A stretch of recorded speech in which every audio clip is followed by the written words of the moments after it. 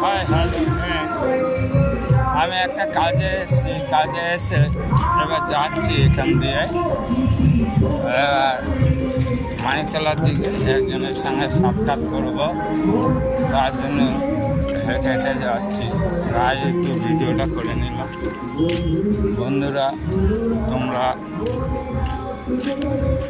আজকে প্রথম দিন, চ্যালেঞ্জের প্রথম দিন, সেভাবে কাজ করবে, কর্ম করবে এবং সেভাবে চলবে যাতে উইকলি চ্যালেঞ্জটা কমপ্লিট হয় এবং সবার বাড়ি যাও, সবাইকে লাইভ কমেন্ট করো।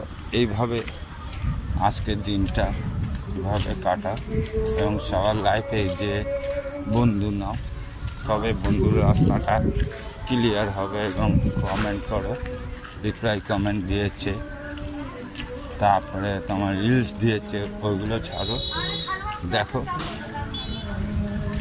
ওই প্রত্যেক দিন এভাবে কাজ করে যাও, উইকলি চ্যালেঞ্জ কমপ্লিট হয়ে যাবে।